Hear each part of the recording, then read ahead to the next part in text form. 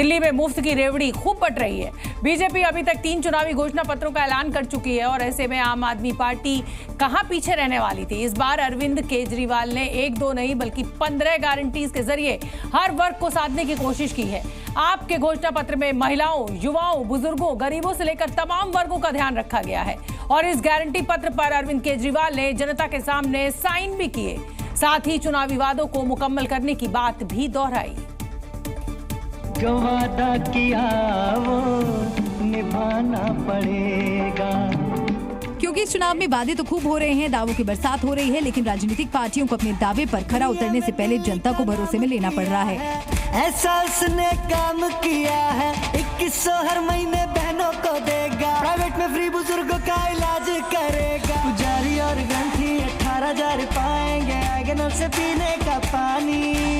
दिल्ली के सुरवई संग्राम के बीच अरविंद केजरीवाल ने उन गारंटियों का जिक्र किया जिसके दम पर आम आदमी पार्टी दिल्ली के चुनावी मैदान में है। चाहे रोजगार की बात हो, फ्री बिजली, पानी और शिक्षा का भरोसा, हर मुद्दों पर अरविंद केजरीवाल गारंटी दे रहे हैं। हम चाहते हैं कि दिल्ली में एक भी बेरोजगार नहीं होना चाहिए। हमारे बच्चे जब पढ़ लिख के घर बैठे हैं और उनके पास काम नहीं है तो हमें बहुत तकलीफ होती है। दिल्ली के 2.5 करोड़ लोग मेरा परिवार हैं। पूरा प्लान बना रहे हैं कि किस तरह से दिल्ली के एक बच्चे को रोजगार दिया जाएगा। तो दूसरी तरफ बीजेपी आम आदमी पार्टी के मुकाबले गारंटी पर गारंटी दे रही है। बीजेपी का दावा है गरीबों और जरूरतमंदों के लिए अधिक मुफ्त की सेवाएं शुरू की जाएंगी। एक भी सुविधा को हम बिल्कुल बंद नहीं करेंगे, बल्कि 50 सुविधाएं नई और गरीब लोगों के लिए, जरूरतमंद लोगों के लिए पैदा करेंगे। वादे दोनों तरफ से हो रहे हैं, गारंटी दोनों तरफ से दी जा रही है, लेकिन सबसे बड़ा सवाल है आखिर मुफ्त की रेवड़ी किसकी सबसे ज्यादा अच्छी है। इसका स्वाद 8 फरवरी को ही पता चल पाएगा। आम आदमी पार्टी के घोषणा पत्र पर बीजेपी ने बेहद ही आक्रामक अंदाज में हमला बोला। एक तरफ अरविंद केजरीवाल दिल्ली वालों को गारंटी दे रहे थे तो इधर संबित पात्रा आम आदमी पार्टी के पन्ने पलट रहे एक पन्नों में आम आदमी पार्टी को संविधान विरोधी बताया जा रहा है। बाबा साहेब अम्बेडकर की मूर्ति के सामने माफी मांगने की बात हो रही है और Delhi to Punjab BJP attacking mode में है। आपदा की कारगुजारियों की घोषणा। केजरीवाल को बाबा साहेब अम्बेडकर से है नफरत। अमृतसर में कोतवाली थाने के सामने बाबा साहेब अम्बेडकर की मूर्ति तोड़ी गई। दिल्ली फतेह की राह पर बीजेपी खुलकर सामने आ चुकी है। बीजेपी दावा कर रही है कि दिल्ली में आने वाले दिनों में सिंपैथी के लिए अटैक होने वाला है और आम आदमी पार्टी खुद ही ये हमला करने वाली है।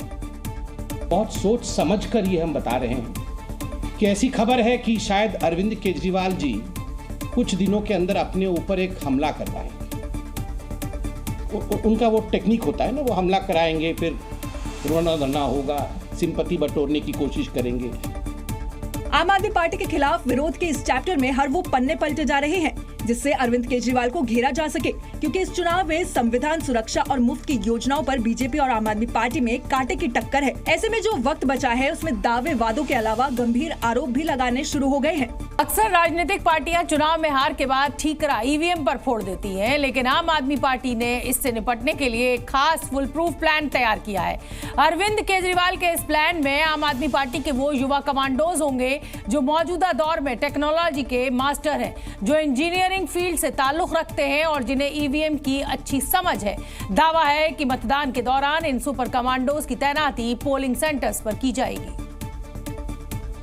क्योंकि इस बार अरविंद केजरीवाल जरा भी रिस्क लेने के मूड में नहीं है, ऐसे में दिल्ली विधानसभा चुनाव के लिए उन्होंने इंजीनियर्स की फौज तैयार की है। सूत्रों का दावा है कि आम आदमी पार्टी ने कुछ युवा इंजीनियर्स जो दिल्ली के वोटर्स भी हैं उनको तैयार किया है, जिनका काम ईवीएम डेमो के दौरान बूथ पर जाना और सब पर नजर रखना होगा।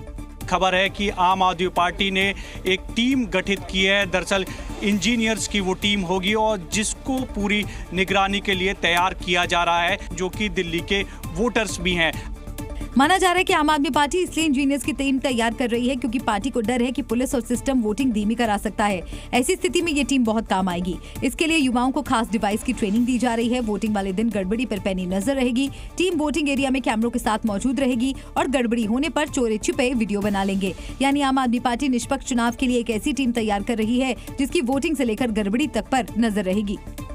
आम आदमी पार्टी का दरअसल इसके पीछे मकसद ये है कि अगर कोई गड़बड़ होती है या स्लो वोटिंग होती है या कुछ गड़बड़ होती है तो इसकी जानकारी दरअसल ये टीम तुरंत आम आदमी पार्टी को दे सके और वो इस पर कार्रवाई कर सके। पंजाब के अमृतसर में बाबा साहेब आम्बेडकर की मूर्ति खंडित कर दी गई। गणतंत्र दिवस के दिन पंजाब में संविधान का अपमान हुआ और अब इस अपमान पर पंजाब ही नहीं बल्कि दिल्ली की सियासत में भी घमासान मच गया है। बीजेपी और कांग्रेस एक मंच पर आ चुकी है। आम आदमी पार्टी के खिलाफ चौतरफा हमले हो रहे हैं, सवाल उठाए जा रहे हैं। जब आम आदमी पार्टी की सरकार पंजाब में सुरक्षा मुहैया नहीं करवा पा रही है तो फिर दिल्ली में केजरीवाल बड़े बड़े दावे कैसे कर रहे हैं? और इन्हीं सवालों के साथ आम आदमी पार्टी और पंजाब की भगवंत सरकार निशाने पर है। बीजेपी कांग्रेस अब अरविंद केजरीवाल के खिलाफ एक साथ विरोध की आवाज बुलंद कर रही है। कांग्रेस का आरोप है कि दिल्ली में पंजाब की पुलिस घूम रही है, तो बीजेपी ने कहा आम आदमी पार्टी दलित विरोधी पार्टी है। कांग्रेस सवाल पूछ रही है अंबेडकर का अपमान क्यों, तो बीजेपी कह रही है आम आदमी पार्टी संविधान विरोधी पार्टी है। देश की सियासत में जो तस्वीर अब तक नहीं दिखी वो दिल्ली के चुनाव में दिख रही है। दो धुर विरोधी अब अंबेडकर के मुद्दे पर साथ साथ हैं।